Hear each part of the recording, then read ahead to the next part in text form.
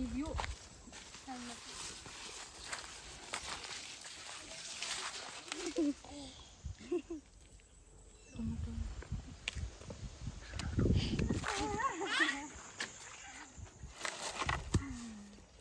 ನಡಿ ನಡಿ ನಡಿ.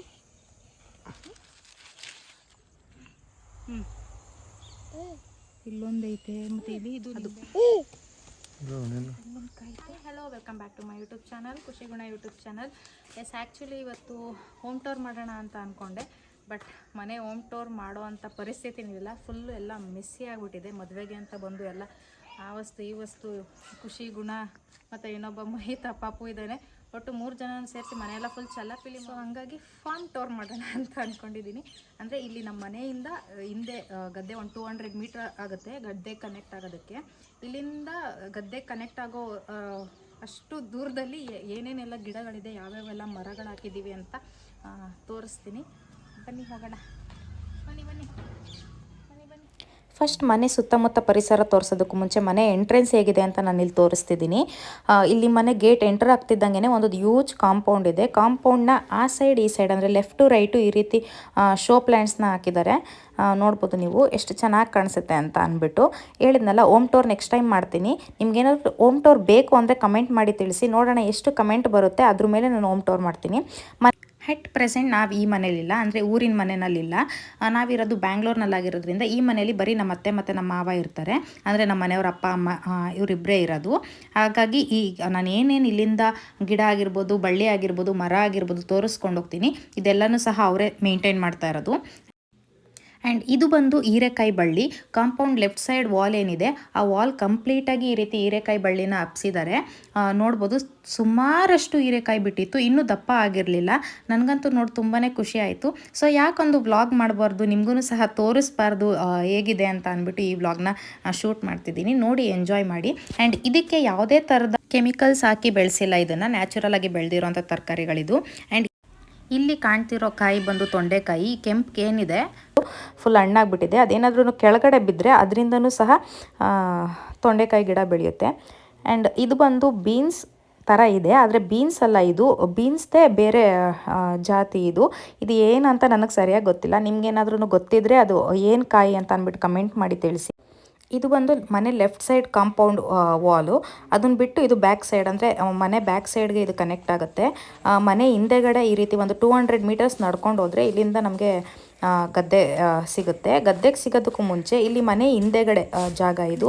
ಇಲ್ಲಿ ಯಾವ್ಯಾವ ಥರದ ಪ್ಲ್ಯಾಂಟ್ಸ್ಗಳು ಹಾಕಿದ್ದಾರೆ ಅಂತ ನಾನು ಇಲ್ಲಿ ತೋರಿಸ್ತಾ ಹೋಗ್ತೀನಿ. ಹಾಗೆ ಮುಂದೆ ಹೋದರೆ ಅಲ್ಲಿ ನಮಗೆ ಗದ್ದೆ ಸಿಗೋದು. ಇಲ್ಲಿ ಬಂದು 3 ಥರದ ಗಿಡ ಮಿಕ್ಸ್ ಆಗಿದೆ. ಅಂದರೆ ಇಲ್ಲಿ ಟೊಮೊಟೊ ಗಿಡ, ಹಾಗೆಯೇ ಇಲ್ಲಿ ಹಸಿರು ಮೆಣಸಿನ್ಕಾಯಿ ಮತ್ತು ತುಳಸಿ ಗಿಡ, ಮತ್ತು ಇದು ಯಾವ ಗಿಡ, ಇದು ಸೈಡಲ್ಲಿ ಒಂದು ಬೆಂದಿದೆ, ಇದು ಯಾವುದು ಅಂತ ಗೊತ್ತಾಗ್ತಿಲ್ಲ ನನಗೆ. ಒಟ್ಟು 3 ಗಿಡ ಇಲ್ಲಿ ಒಂದಕ್ಕೊಂದು ಜಾಯಿನ್ ಆಗಿ ಮಿಕ್ಸ್ ಆಗಿಬಿಟ್ಟಿತ್ತು. ಹಾಗೆ ಸ್ವಲ್ಪ ಮುಂದೆ ಹೋದರೆ ಇದು ಬಂದು ಮುತ್ತು ಮಲ್ಲಿಗೆ ಅಂತ ಹೇಳ್ತಾರೆ. ಇದು ಹಳ್ಳಿಗಳಲ್ಲಷ್ಟೇ ನೋಡಲಿಕ್ಕೆ ಸಾಧ್ಯ, ಎಲ್ಲರೂ ಮನೆ ಮುಂದೆನೂ ಇರುತ್ತೆ. ಸಿಟಿಗಳಲ್ಲಿ ಕೆಲವು ಪಾರ್ಕ್ಗಳಲ್ಲಿ ಬೆಳೆಸಿರ್ತಾರೆ. ಹಾಗೆ ಮುಂದೆ ಬಂದರೆ ಇಲ್ಲಿ ಒಂದೇ ಒಂದು ಏನಿದು ವಿಳೆದೆಲೆ ಬಳ್ಳಿನ ಈ ರೀತಿ ಹಾಕಿ ಕಂಪ್ಲೀಟಾಗಿ ಆ ಕಡೆ ಈ ಕಡೆ ಕಂಬ ನೆಟ್ಟು ಈ ರೀತಿ ಬಳ್ಳಿನ ಹಬ್ಸಿದ್ದಾರೆ. ಇದು ನಾಟಿ ವಿಳೆದೆಲೆ ಆಗಿರೋದ್ರಿಂದ ತಿನ್ಲಿಕ್ಕೆ ಸ್ವಲ್ಪ ಖಾರ ಅನಿಸುತ್ತೆ, ಅಷ್ಟು ಡೈರೆಕ್ಟ್ ತಿನ್ಲಿಕ್ಕಾಗಲ್ಲ. ಆ್ಯಂಡ್ ಇದು ಬಂದು ಬಟರ್ ಫ್ರೂಟು. ಇದು ಬೆಂಗಳೂರಿನಲ್ಲಿ ನಾವು ಬೀಜನ ಮೊಳಕೆ ಬರೆಸಿ ಫ್ರೂಟ್ ತಂದಿದ್ದು, ಅದನ್ನು ಮೊಳಕೆ ಬರೆಸಿ ಈ ರೀತಿ ಮೊಳಕೆ ಬಂದಮೇಲೆ ತಂದಿಲ್ಲ ಹಾಕಿದ್ವಿ. ಅದು ಒಂದಿಷ್ಟು ಉದ್ದ ಆಗಿತ್ತು. ಆ್ಯಂಡ್ ಇದು ಯಾವ ಹೂವು ಅಂತ ಅಂದ್ಬಿಟ್ಟು ನನಗೆ ಗೊತ್ತಿಲ್ಲ ಹೇಳಲಿಕ್ಕೆ ಅಂತ, ನಿಮ್ಗೇನಾದರೂ ಗೊತ್ತಾದರೆ ತಿಳಿಸಿ. ಆ್ಯಂಡ್ ಈ ಕಡೆ ಸೈಡು ಆ ಹೂವು ಬಿಟ್ಟು ನೆಕ್ಸ್ಟು ರೈಟ್ ಸೈಡ್ ಬಂದರೆ ಇಲ್ಲಿ ಒಂದು ದೊಡ್ಡ ನಿಂಬೆಹಣ್ಣಿನ ಮರ ಇದೆ. ಇದು ಬಂದು ಒಂದು 3-3.5 ವರ್ಷ ಆಗಿರ್ಬೋದು. ಇವಾಗ ಫುಲ್ಲು ಚೆನ್ನಾಗಿ ಫಲ ಕೊಡ್ತಾ ಇದೆ. ಇದು ಇಲ್ಲಿ ಈ ಮನೇಲಿ ಒಂದು ನಾಯಿ ಇತ್ತು, ಆ ನಾಯಿ ಪಾಪಚ್ಚಿ ಸತ್ತೋಯ್ತು. ಅದ್ರ ನೆನಪಿಗೋಸ್ಕರ ಅಂದ್ಬಿಟ್ಟು ಈ ಮರನ ಹಾಕಿದ್ದು. ಅದು 3 ವರ್ಷಕ್ಕೆ ಈ ರೀತಿ ಸಾಕಷ್ಟು ನಿಂಬೆಹಣ್ಣನ್ನು ಬಿಡ್ತಿದೆ. ಆ್ಯಂಡ್ ಈಗ ನಾನು ತೋರಿಸಿದ್ನಲ್ಲ, ಅದು ಬಂದು ಅಡಿಕೆ ಸಸಿ. ಚಿಕ್ಕ ಅಡಿಕೆ ಸಸಿಗಳನ್ನ ಈ ರೀತಿ ಪಾಟ್ ಮೂಲಕ ಬೆಳೆಸಿ ಅದು ಒಂದಷ್ಟು ಉದ್ದ ಆದಮೇಲೆ ಅದನ್ನು ತಗೊಂಡೋಗಿ ಗದ್ದೆನಲ್ಲಿ ನೆಡ್ತಾರೆ. ನಾವು ಗದ್ದೆ ಪೂರ್ತಿ ಇಲ್ಲಿ ಹಾಕಿರೋದು ಬಂದು ತೆಂಗು ಮತ್ತು ಅಡಿಕೆ. ಆಗಿರೋದ್ರಿಂದ ಇದು ಅಡಿಕೆ ಇನ್ನೂ ಸ್ವಲ್ಪ ದೊಡ್ಡ ಬೆಳಿಬೇಕು ಅನಿಸುತ್ತೆ, ಅದಕ್ಕೆ ಇದು ಹಾಗೆ ಇಟ್ಟಿದ್ದಾರೆ, ಇನ್ನು ಗದ್ದೆನಲ್ಲಿ ನೆಟ್ಟಿಲ್ಲ. ಹಾಗೆ ಸ್ವಲ್ಪ ಮುಂದೆ ಬಂದರೆ ಇದು ಸೀಬೆಹಣ್ಣಿನ ಮರ ಇನ್ನು ಸೀಸನಲ್ ಆಗಿರೋದ್ರಿಂದ ಇವಾಗ ಸೀಬೆಹಣ್ಣು ಬಿಡ್ತಾ ಇಲ್ಲ. ಆ್ಯಂಡ್ ಇದು ಬಂದು ದಾಸವಾಳದ ಹೂವು. ದಾಸವಾಳ ನಾವು ನೋಡಿರೋದು ಐಬಿಸ್ಕಸ್ ಬಂದು ನಾನು ನೋಡಿರೋದು, ಬೇರೆಯವ್ರಿಗೆ ಗೊತ್ತಿಲ್ಲ, ನಾನು ನೋಡಿರೋದು ಬಂದು ರೆಡ್ ಕಲರಲ್ಲಿ ನೋಡಿದ್ದೀನಿ, ಅಂದರೆ ಕೆಂಪು ದಾಸವಾಳ. ಇದು ನಾನು ಫಸ್ಟ್ ಟೈಮ್ ನೋಡ್ತಾ ಇರೋದು. ನೋಡ್ಲಿಕ್ಕೆ ಒಂಥರ ಚೆನ್ನಾಗಿತ್ತು, ಖುಷಿ ಅನ್ನಿಸ್ತಾ ಇತ್ತು. ಹಳ್ಳಿಗೆ ಬಂದರೆ ಹಾಗೇ ಅಲ್ವಾ, ಒಂದು ಥರ ಅಲ್ಲ, ಒಂದೇ ಥರದ ಪ್ಲ್ಯಾಂಟ್ನ ಬೇರೆ ಬೇರೆ ಜಾತಿಗಳಲ್ಲಿ ಎಷ್ಟೊಂದು ನೋಡ್ಬೋದು. ನೋಡ್ಲಿಕ್ಕೆ ತುಂಬಾ ಖುಷಿ ಅನ್ನಿಸ್ತಾ ಇತ್ತು. ಆ್ಯಂಡ್ ಇದು ನಲ್ಲಿಕಾಯಿನ ಮರ, ಇನ್ನೂ ಯಾವುದೇ ಥರದ ಕಾಯಿ ಬಿಟ್ಟಿಲ್ಲ. ಹೇಳಿದ್ನಲ್ಲ, ಇದನ್ನೆಲ್ಲ ಸೀಸನಲ್ ಪ್ಲ್ಯಾಂಟ್ಸ್ ಆಗಿರೋದ್ರಿಂದ ಯಾವುದೇ ಥರದ ಕಾಯಿ ಇವಾಗಲೇ ಎಕ್ಸ್ಪೆಕ್ಟ್ ಮಾಡೋದಕ್ಕಾಗಲ್ಲ.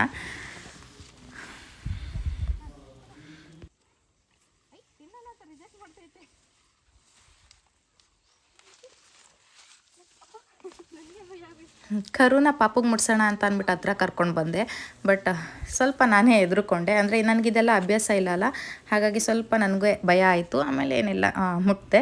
ಇದು ಬಂದು ಅಡಿಕೆ ಸಸಿ, ಅಂದರೆ ಹೇಳಿದ್ನಲ್ಲ ಅಲ್ಲಿ ಪಾಟ್ನಲ್ಲಿ ಏನು ಹಾಕಿದ್ದಾರೆ ಅದೆಲ್ಲ ಒಂದೊಂದಷ್ಟು ಉದ್ದ ಆದಮೇಲೆ ಈ ರೀತಿ ತೊಗೊಬಂದು ಗದ್ದೆನಲ್ಲಿ ನೆಡ್ತಾರೆ. ಈ ಅಡಿಕೆ ಸಸ್ಯ ಮಧ್ಯದಲ್ಲಿ ಇಲ್ಲಿ ನಾನು ನಿಮಗೆ ತೋರಿಸ್ತಾ ಬಂದು ಬದನೆಕಾಯಿನ ಗಿಡ. ಇವಾಗ ಚಿಕ್ಕ ಚಿಕ್ಕ ಬದನೆಕಾಯಿ ಬಿಡ್ತಾಯಿತ್ತು, ಆ್ಯಂಡ್ ಸಾಕಷ್ಟು ಬದನೆಕಾಯಿನ ಹೂಗಳು ಸಹ ಬಿಟ್ಟಿತ್ತು. ನೋಡ್ಲಿಕ್ಕೆ ಒಂಥರ ಚೆನ್ನಾಗಿತ್ತು. ಆ್ಯಂಡ್ ಇದನ್ನು ನಾವು ವಿಡಿಯೋ ಶೂಟ್ ಮಾಡ್ಕೊಂಡಿದ್ದು ಬಂದು ಸಂಜೆ ಟೈಮ್ ಆಗಿದ್ದರಿಂದ ನೀವು ಸುತ್ತಮುತ್ತ ನೋಡ್ಬೋದು ಎಷ್ಟು ಚೆನ್ನಾಗಿದೆ ಅಂತ. ಸ್ವಲ್ಪನೂ ಬಿಸಿಲಿರಲಿಲ್ಲ, ಆ್ಯಂಡ್ ಈವನ್ ಬಿಸಿಲು ಬಿದ್ದರೂ ಸಹ, ಬಿಸಿಲು ಮಧ್ಯಾಹ್ನ ಟೈಮ್ ಬಂದ್ರೂ ಸಹ ನಮಗೆ ಇಲ್ಲಿ ಜಾಸ್ತಿ ಬಿಸಿಲು ಅನಿಸಲ್ಲ. ಯಾವಾಗಲೂ ಇಲ್ಲಿ ಇದೇ ಥರನೇ ಇರುತ್ತೆ. ನಮ್ಮನೆ ಬ್ಯಾಕ್ ಸೈಡ್ ಇದು ನಾನು ತೋರಿಸ್ತಾ ಇರೋದು. ಆ್ಯಂಡ್ ಇಲ್ಲಿ ಏನು ಲೆಫ್ಟ್ ಸೈಡಲ್ಲಿ ಕಾಣ್ತಿದೆಯಲ್ಲ ಪಂಪು, ಈ ಪಂಪಿಂದನೇ ಇಲ್ಲಿ ಸುತ್ತಮುತ್ತ ಇರೋವಂಥ ಅಡಿಕೆ ಸಸಿಗಳಿಗೆ ಕಂಪ್ಲೀಟಾಗಿ ನೀರು ಸಪ್ಲೈ ಆಗುವಂಥದ್ದು.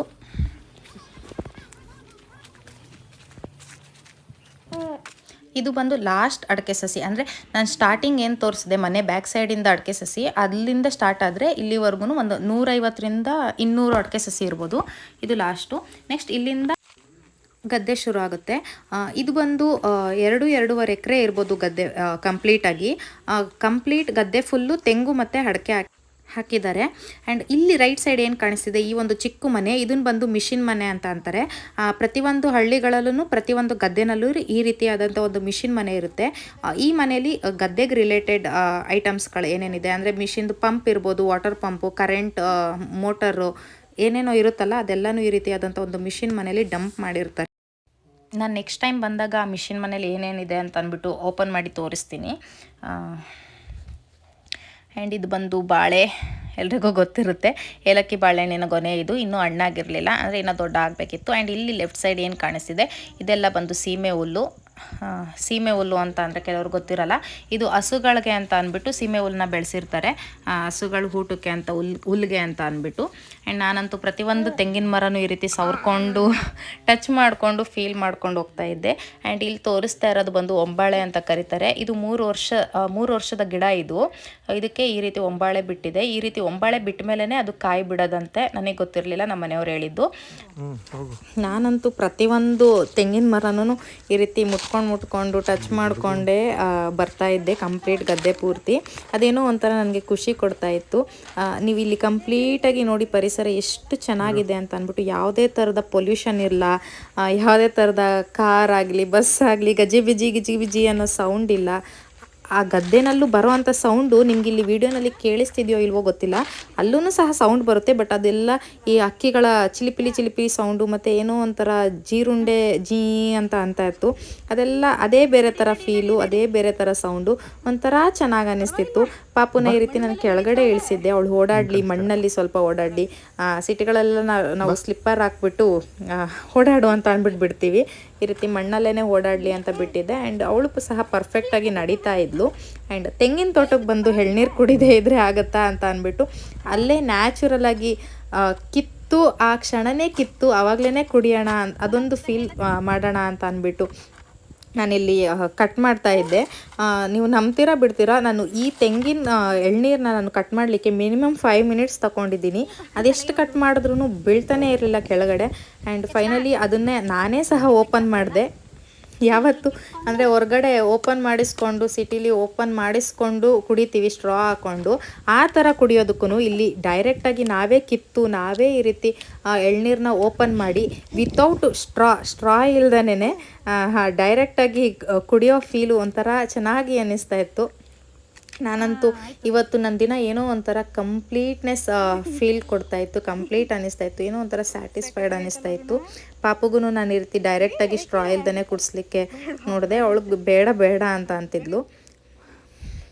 ಆ್ಯಂಡ್ ಇವನ್ ನನಗೂ ಸಹ ಅಷ್ಟೇ, ಅರ್ಧ ಎಳ್ನೀರು ಕುಡಿತಾ ಇದ್ದರೆ ಇನ್ನರ್ಧ ಎಳ್ನೀರು ಎಲ್ಲ ಈಚೆಗಡೆ ಚೆಲ್ತಾಯಿತ್ತು. ಸ್ಟ್ರಾ ಇಲ್ದೇ ಕುಡಿಯೋಕ್ಕೆ ಬರ್ತಿರಲಿಲ್ಲ. ಏನೋ ಚೆನ್ನಾಗಿತ್ತು ಎಳ್ನೀರು, ನೋಡ್ಬೋದು. ಆ್ಯಂಡ್ ಇಲ್ಲಿ ನಾನು ತೋರಿಸ್ತಾ ಇರೋದು ದೊಡ್ಡ ಮರ, ಹೇಳಿದ್ನಲ್ಲ ಇನ್ನೊಂದು 5 ವರ್ಷಕ್ಕೆ ಫಲ ಕೊಡುತ್ತೆ ಅಂದ್ಬಿಟ್ಟು ಈ ರೀತಿ ಆಗುತ್ತೆ. ಅದು ಬಂದು ಹಸಿರು ಎಳ್ನೀರು. ಆ್ಯಂಡ್ 2 ಥರ ಎಳ್ನೀರು ಬರುತ್ತೆ. ಇದು ಹಸಿರು ಕಲರು ಮತ್ತು ಈ ರೀತಿ ಆರೆಂಜ್ ಕಲರ್ ಕೆಂದೆಳ್ನೀರು ಅಂತ ಏನು ಹೇಳ್ತೀವಿ, 2 ಥರ ಎಳ್ನೀರು ಇರುತ್ತೆ. ಹಸಿರು ಕಲರ್ಗಿಂತ ಕೆಂದೆಳ್ನೀರು ಏನಿರುತ್ತೆ ಅದು ತುಂಬಾ ರುಚಿ ಇರುತ್ತೆ ಕುಡಿಯೋದಕ್ಕೆ. ಎಸ್, ಇದಾಗಿತ್ತು ಇವತ್ತಿನ ವ್ಲಾಗ್.